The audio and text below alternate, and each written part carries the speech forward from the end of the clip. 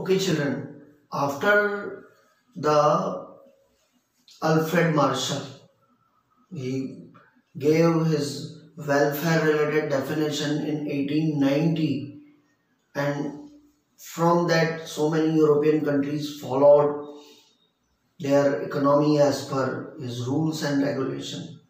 But it was not comprehensive definition. And in the year 1931, one more great economist developed one new economic philosophy and thinking in Europe, and he has written one book in 1931. Its name was Nature and Significance of Economics. Okay, and in that book he gave one vast concept and thinking of economics. Okay, now that I am going to explain you here. First thing is that human being is a social animal, so he is living in society. When he is living in society, so he need the different kinds of material to satisfy his wants. अपनी इच्छाओं की पूर्ति के लिए उसे अलग अलग चीजें चाहिए. ओके, जैसे खाने के लिए फूड चाहिए, रहने के लिए मकान चाहिए, पहनने के लिए कपड़ा चाहिए. He needs comforts, he is luxurious.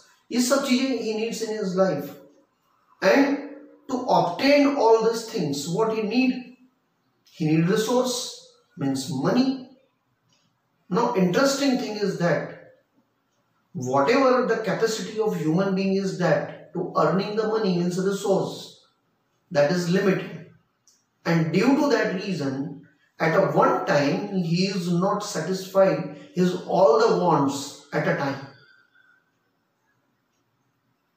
So he have to do some, he has to take some other steps to satisfy that.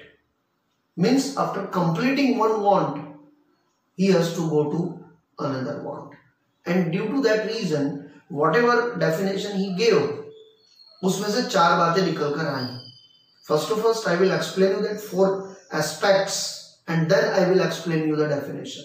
So you will understand in systematic and better way.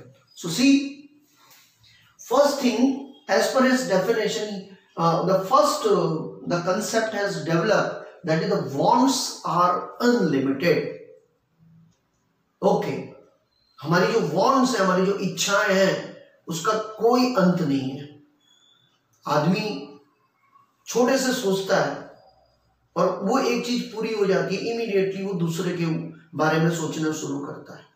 अगर आपके पास में एक बहुत अच्छा trouser है, immediately you will think about the jeans. आप immediately उसके बाद में कुछ और बेटर आप कुछ आगे सोचते चले जाओगे. अगर आपके पास में एक छोटी हट में आप रह रहे हो, झोपड़ी में आप रह रहे हो, you will think about a single room. If you are living in single room, you will thinking about one bedroom kitchen. If you are living in one bedroom kitchen, you will thinking about two bedroom kitchen. If you are living in two bedroom kitchen, you will think about the two bedroom kitchen hall. If you are living in that type of place, definitely you will think about the small duplex flat. If you are living in the duplex flat, you will think about a duplex home. If you are thinking about duplex home, immediately you will think about the big bungalow. Means there is no end of our wants. One is fulfilled, immediately we think about another. That is the human psychology, human philosophy. Insan always want to do something better, best, tremendous, awesome, fabulous.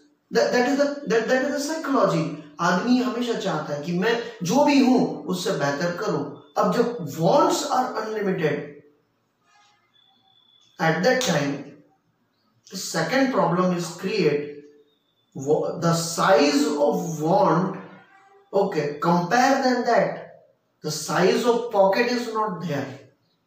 It has limitation, and due to that limitation, at a time human being is not able to fulfill his all the wants. When he is not able to fulfill all the wants, what he does exactly at that time?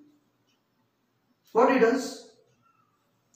He grade that wants, अपनी wants को grading करना शुरू करता है। First I will fulfil this, second this, third this, fourth this, fifth this. I am giving you example, so many times this example I give in the classes. मैंने आपको पढ़ाते समय आपके जो पहले गए उन लोगों को भी एग्जांपल दिया है कि one student is there and he has 500 rupees in his pocket. अब वो सोच रहा है मुझे स्कूल की फीस भरनी है, first thing is that. Second, वो सोच रहा है मुझे बुक्स परचेज करनी है। थर्ड थिंग, वो सोच रहा है मुझे क्लोथ परचेज करना है। फोर्थ, ही इज थिंकिंग मुझे पिक्चर देखने जाना है। And fifth, he is thinking मुझे खाना खाना है। सो इन 5 में से वो फर्स्ट प्रायोरिटी किसे देगा? वांट्स। उसकी जो वांट्स है वो अनलिमिटेड है, लेकिन उसके सामने उसका मींस, रिसोर्स वो लिमिटेड है। तो उसने क्या किया? वो ग्रेड किया। अब ग्रेड करने के बाद में जो मोस्ट इंपॉर्टेंट वांट जो है वो उसको फुलफिल करेगा। अब आदमी की अपनी टेंडेंसी के हिसाब से उसकी वांट्स अलग अलग हो सकती है। मैं जो कहना चाह रहा हूं उसको बराबर अंडरस्टैंड करना। एंड जो रैशनल होगा, समझदार होगा, बुद्धिशाली होगा, वो डेफिनेटली फर्स्ट प्रायोरिटी स्कूल की फीस को देगा, सेकंड प्रायोरिटी बुक को देगा,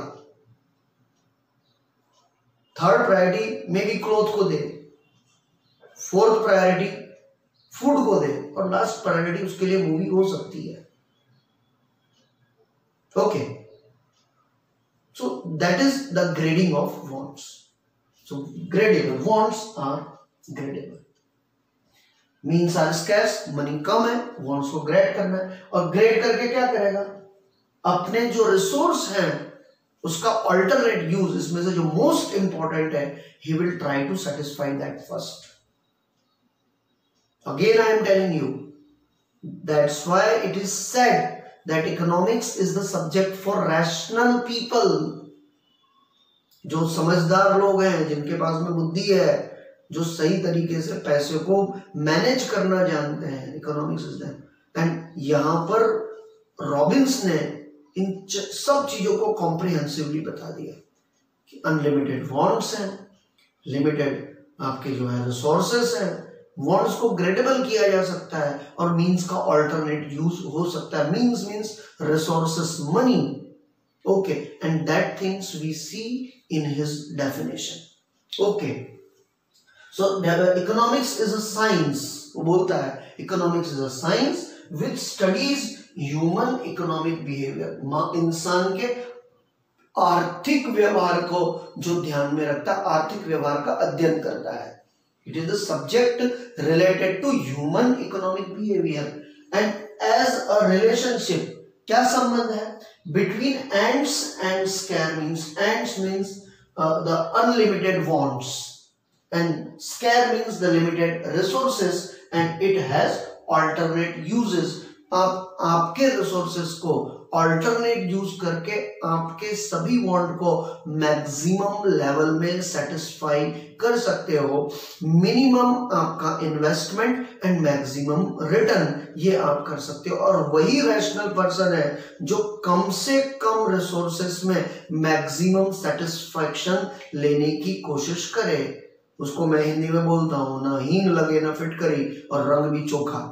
कम से कम खर्चा करे और ज्यादा से ज्यादा सेटिस्फैक्शन लेने की कोशिश करे। दैट्स व्हाई आई सेड कि economics is the subject of rational person. विवेकी इंसान के लिए है, पागल भिखारी बराबर है, ल्यूनेटिक पीपल जिसका दिमाग काम नहीं कर, उसके लिए इकोनॉमिक्स नहीं है। और इससे रिलेटेड एक छोटी सी जो है स्टोरी सुनाकर मैं जो है रॉबिन्स के इस सब्जेक्ट को यहाँ पे कंप्लीट करूंगा। और उसके बाद में हम लोग पॉल सैमुएल्सन, जिसने जो है इकोनॉमिक्स को he said that the queen of social science, उसके बारे में बात करेंगे। और उसके बाद में जो है economic as a social activity क्या है उसके बारे में बात करेंगे। लेकिन इस स्टोरी के साथ में मैं यहाँ पर इसको जस्टिफाई करने की कोशिश करूंगा। बनारस में 2 लोग हुआ करते थे, और एक का नाम जो है उसमें से लखपति था और एक का नाम उसमें से करोड़ीमल था। तो जो लखपति था वो इलाहाबाद में रहता था, और उसने सुना था कि भाई बनारस में कोई करोड़ीमल नाम का कोई व्यापारी है और वो बहुत भयंकर कंजूस है। और वो जो है 1 रुपया भी जो है खर्च करता नहीं है, लेकिन अपनी जिंदगी बहुत बेहतर चला रहा है।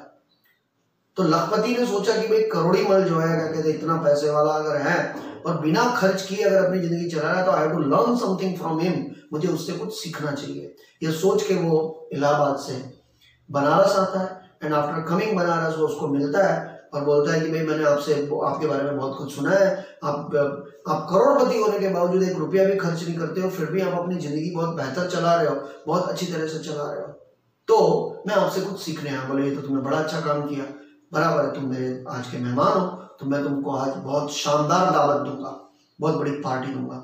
अब ये जो लखपति था ये सोचने लगा ये कि भाई लोग तो बताते थे कि ये 1 रुपया भी खर्च नहीं करता और ये मेरे को दावत देने की बात करता है, बराबर। तो ये उसने बोला ठीक है चलो सो देखते हैं, और उसके बाद में जो है वो उसको एक होटल में लेके जाता है, और होटल में जो है वो खाने के बारे में पूछता है, भाई तुम्हारे पास खाने में क्या है? तो होटल वाला बोलता साहब मेरी नान जो है वो इतनी लजीज और इतनी सॉफ्ट है जितनी की बटर। तो वो इमीडिएट उसको बोलता है लखपति को कि देखो ये आदमी कितना झूठ बोल रहा है, नान कभी बटर जितनी सॉफ्ट हो सकती है क्या?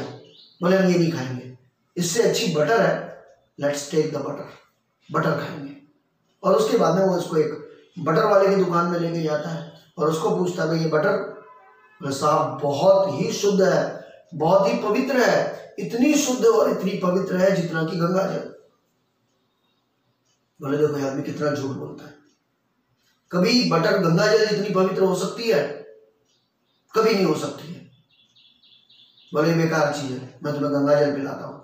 और वो घाट पे जाते हैं, उसको 1 लोटा भर के गंगा जल देता है, उसको भी पिलाता है, खुद भी पीता है। और उस दिन लखपति को समझ में आता है कि करोड़पति कैसे करोड़पति हुआ।